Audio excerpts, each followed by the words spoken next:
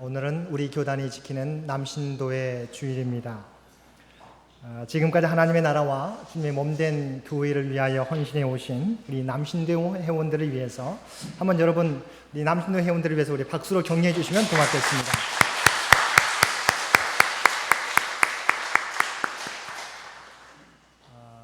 지금 우리가 살고 있는 시대를 우리 불확실성의 시대라고 우리가 말들 합니다. 내일이 어떻게 변할지 알 수 없는 너무도 급격한 변화의 시대를 우리가 살고 있습니다. 또한 여기에 우리 사회가 가지고 있는 불공정과 부조리의 사회 구조는 사회 구성원들로 하여금 희망을 가지고 살아가기 어렵게 만들고 있습니다. 이러한 때 이 땅의 크리스천들이 해야 할 일은 무엇이라고 생각하십니까? 유명한 역사가였던 아놀드 토인비는 사회가 중병을 앓을 때 그 사회의 체계 안에는 그 사회의 질병을 치료할 수 있는 역량이 부재하다는 사실을 이미 지적했습니다. 이 말은 이 사회의 체계 안에서는 치유의 능력이 없다라고 하는 말입니다. 그러면서도 그는 만약 희망이 있다면 그 사회를 구성하는 개인들에게만 있을 수 있다고 주장하였습니다. 사회 자체에는 문제들을 해결할 수 있는 능력이 없지만 다만 희망이 있다면 이 사회를 구성하고 있는 개개인들 가운데서 이런 사회에 대해 깊은 책임의식을 느끼는 사람들이 변화될 때 이 사회를 변화시킬 수 있다는 것입니다. 다시 말하면 사회의 위기를 자기의 온몸으로 절감하는 용기 있는 개개인들의 헌신과 결단을 통해서만 사회가 새로워질 수 있다는 것입니다. 저는 이 개인들이 바로 크리스천들이어야 한다고 생각합니다. 이 사회를 바로잡을 수 있는 사람들은 주님의 은혜로 말미암아 새롭게 변화된 새로운 피조물이 된 그리스도인들인 것입니다. 그래서 본문에서도 이 시대를 판단하면서 그리스도인들의 역할에 대해서 말씀해 주고 있습니다. 이 시대를 변화시키기 위해서 우리에게 주신 하나님의 말씀은 무엇입니까? 첫째로 이웃을 내 자신과 같이 사랑하라고 하는 말씀입니다. 주님께서는 이 어두워져가는 세상을 변화시키기 위해서 사랑의 삶을 우리에게 명령하고 계십니다. 우리가 함께 읽은 로마서 13장 9절 말씀에 보면 간음하지 말라, 살인하지 말라, 도둑질하지 말라, 탐내지 말라 한 것과 그 외에 다른 계명이 있을지라도 내 이웃을 내 자신과 같이 사랑하라 하신 그 말씀 가운데 다 들었느니라 말씀하고 있습니다. 자, 우리가 이 사회를 변화시키기 위해서 여러 가지 사회의 계명들을 잘 지켜야 되겠지만 그것보다 더 중요한 원칙은 내 이웃을 내 자신과 같이 사랑하라고 하는 것입니다. 내가 내 이웃을 정말 내 목숨처럼 사랑한다면 어떻게 이 세상 가운데 살인이 가능하겠습니까? 정말 내 이웃을 내 몸과 같이 사랑하고 내 이웃의 소유를 정말 존중하게 된다면 어떻게 도둑질이 가능하고 사기가 가능하고 상해와 폭력이 가능하겠느냐는 말입니다. 우리는 흔히 10계명을 두 부분으로 나눕니다. 제1계명부터 4계명까지는 하나님과의 관계로서 우리가 하나님 앞에서 바로 지켜야 될 여러 가지 계명과 언약들입니다. 제5계명부터 마지막 10계명까지는 사람과 사람 사이의 관계로서 대인 관계에 지켜야 될 여러 가지 계명들입니다. 그런데 우리는 이 10계명을 두 가지로 정리하게 됩니다. 그것이 무엇인가요? 첫째는 하나님 사랑이고 둘째는 이웃 사랑입니다. 그래서 우리 주님께서도 가장 커다란 계명은 내 마음과 목숨과 힘과 뜻을 다하여 주 너의 하나님을 사랑하고 내 이웃을 내 몸과 같이 사랑하라고 말씀해 주셨습니다. 우리가 진정으로 하나님을 사랑하고 이웃을 내 몸과 같이 사랑하면 하나님의 계명을 성취하게 된다는 것입니다. 그래서 오늘 본문에서도 사랑을 뭐라고요? 율법의 완성이라고 말씀하고 있습니다. 이것이 우리 사회의 모든 문제를 치유하며 예방하는 본질이 된다는 것입니다. 그런데 한 가지 문제가 있습니다. 그것은 바로 정말 우리 안에 이웃을 사랑할 수 있는 능력이 있느냐는 것입니다. 이기적인 본성을 가진 우리가 정말 이웃을 내 몸과 같이 사랑할 수 있느냐는 것입니다. 성경은 이기적인 본성을 지닌 우리에게는 이런 능력이 없지만 우리가 받은 사랑 때문에 가능하다고 이야기합니다. 예수님은 우리에게 무조건적이고 이타적인 사랑을 베풀어 주셨습니다. 우리가 잘 알고 있는 로마서 5장 8절 말씀에 보면 우리가 아직 죄인 되었을 때 그리스도께서 우리를 위하여 죽으심으로 하나님께서 우리에 대한 자기의 사랑을 확증하셨다고 말씀하고 있습니다. 하나님의 사랑은 우리가 정말 깨끗해져서 의로워져서 베푼 사랑이 아닙니다. 우리가 아직 죄인 되었을 때 그리스도께서 우리를 위하여 죽으셨다고 이것이 하나님이 우리에 대한 자기의 사랑이라고 말씀하고 있습니다. 그리고 그 앞절 5장 5절 말씀에 보게 되면 소망이 우리를 부끄럽게 하지 아니함은 우리에게 주신 성령으로 말미암아 하나님의 사랑이 우리 마음에 부음바됨이니라고 말씀하고 있습니다. 하나님의 사랑이 이미 우리 마음에 부어졌다고 성경 우리에게 말씀해 주고 있습니다. 그래서 노예상이었던 존 누튼이 십자가에서 베푸신 하나님의 사랑을 체험하고 우리가 함께 찬양 불렀던 나 같은 죄인 살리신 주 은혜 놀라우라고 고백하였던 것입니다. 우리에게는 이미 하나님의 사랑이 부어져 있습니다.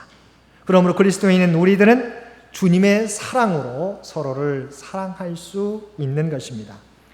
우리가 사랑하지 않는 것은 우리에게 사랑할 수 있는 능력이 없어서가 아니라 우리에게 사랑하라고 명령하신 주님의 말씀에 순종하지 못한 결과일 뿐인 것입니다.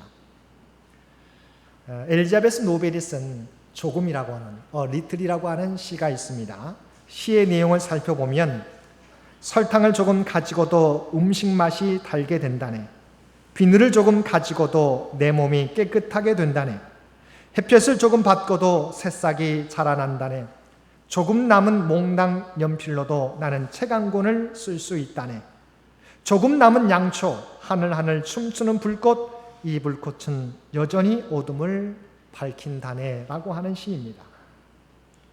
우리가 이처럼 주님께서 부어주신 사랑을 내 마음에만 간직하지 않고 이 사랑을 이웃에게 실천하게 될 때 이 어두워져가는 세상을 변화시킬 수 있다는 것입니다. 사랑하는 성도 여러분, 성경은 사랑이야말로 율법의 완성이라고 우리에게 말씀하고 있습니다.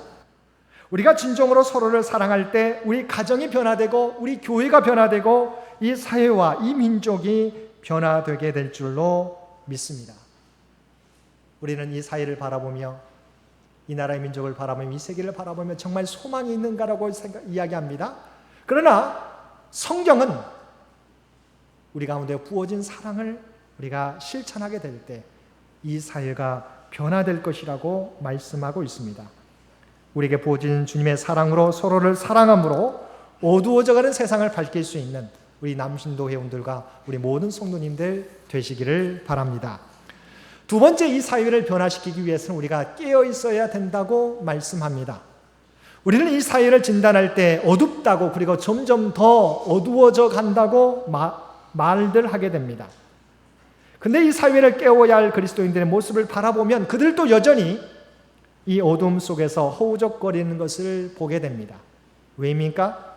그리스도인들도 이 밤이 오랫동안 계속될 것처럼 생각하고 쉽게 변화되지 않는다고 생각해서 변화시키려고 노력하기보다는 그 사회에 어두워져가는 세상에 적응해버리고 어둠과 타협해버리기 때문입니다.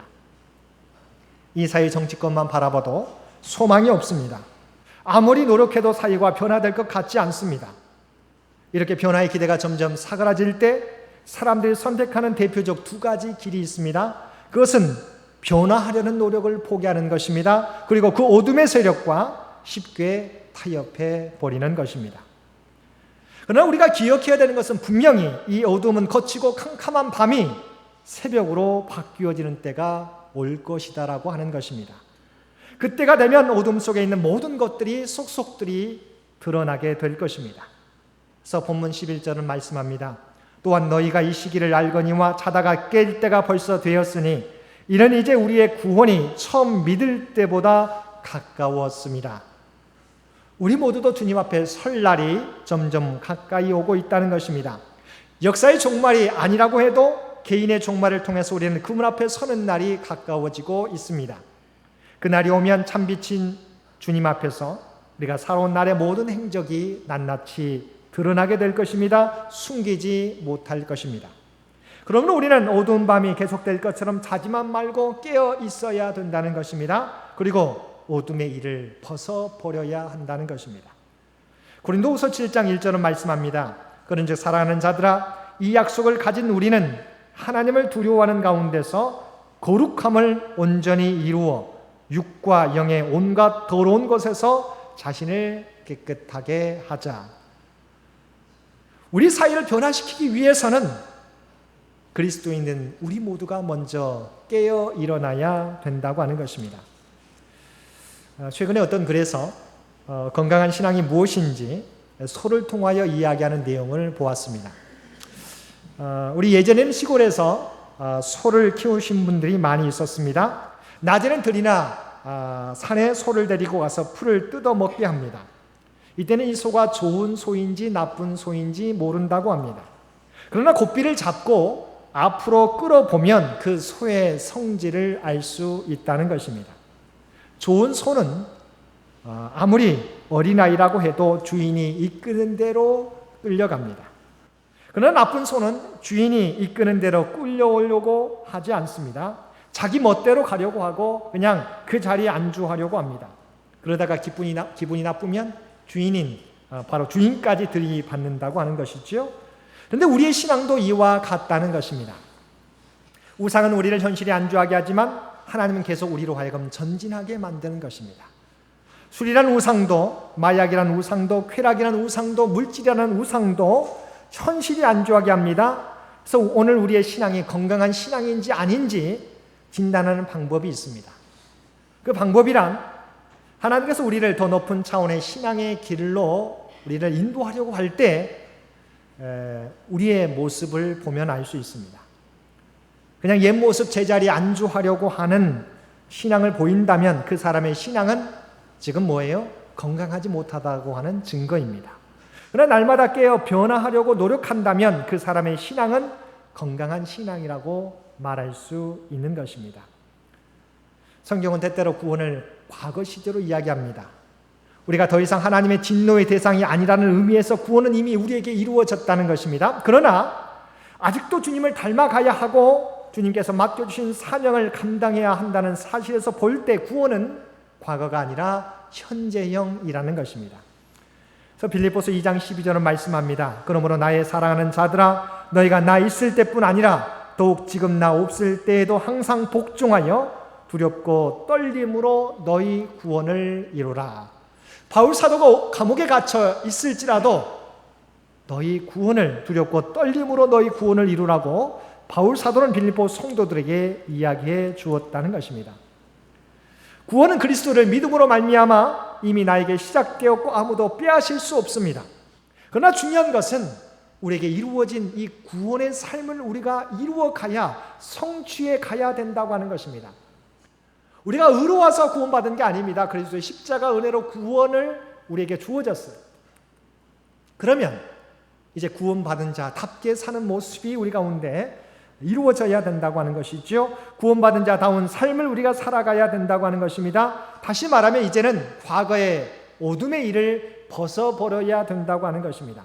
그래서 본문 13절 말씀에 보게 되면 방탕이나 술 취함, 음란, 호색, 다툼, 시기 등의 부끄러운 옷들을 벗어버리고 빛의 갑옷을 입으라고 우리에게 말씀해 주고 있습니다. 그럼 우리가 입어야 될 빛의 갑옷이란 무엇입니까? 빛의 갑옷이란 그리스도로 옷을 입는 것을 의미합니다. 14절 말씀입니다. 오직 주 예수 그리스도로 옷 입고 정욕을 위하여 육신의 일을 도모하지 말라. 빛의 갑옷이란 쉽게 말하면 그리스도인다운 그리스도를 닮아가는 삶을 말합니다. 이 말씀은 내가 주인된 삶에서 주님이 주인 되시는 삶으로 변화되는 삶을 의미합니다. 내 주장, 내 습관, 내 계획에서 이제는 주님의 말씀에, 주님의 뜻에 순종하는 삶을 살아가는 것을 의미합니다. 이사야 선지자는 이것을 개인 차원의 구원에서 우리가 대인 차원의 구원으로 나아가야 된다고 확대해야 한다고 우리에게 말씀하고 있습니다. 우리가 함께 읽었던 58장 6절과 7절 말씀입니다. 내가 기뻐하는 금식은 흉악의 결박을 풀어주며 멍에의 줄을 끌어주며 압제당하는 자를 자유하게 하며 모든 멍에를 꺾는 것이 아니겠느냐. 또 줄인 자에게 내 양식을 나누어 주며 유리하는 빈민을 집에 들이며 헐벗은 자를 보면 입히며 또 내 골육을 피하여 스스로 숨지 아니하는 것이 아니겠느냐. 진정한 금식, 예수 그리스도 옷 입는 것은 나만 거룩해지는 것이 아닙니다. 이제는 내 삶이 나에서 벗어나서 나를 뛰어넘어서 이제 이웃을 향한 삶으로 주님께서 우리를 모든 족속으로 제자를 삼아 아버지와 아들과 성령의 이름으로 세례를 베풀고 내가 너에게 분부한 모든 것을 가르쳐 지키게 하라고 명령하셨습니다. 이제는 우리가 나만 주님을 따라가는 삶이 아니라 우리 주위에 관심을 돌리고 그들을 주님의 사랑으로 일으켜 세워주는 삶을 살아가야 된다고 말씀하고 있습니다. 이렇게 살아갈 때 그리스도의 빛이 세상 가운데 비치게 된다고 말씀하고 있습니다.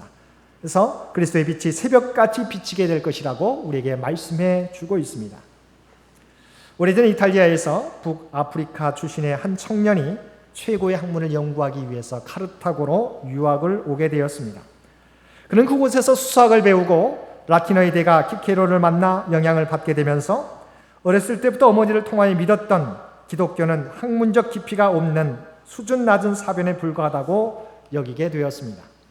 그러나 그의 뛰어난 수사학과 지식에도 불구하고 그는 마음의 평안을 찾지 못하고 이단 종교인 마니교에 심취하게 되었습니다. 근데 그에게 놀라운 변화의 계기가 찾아왔습니다.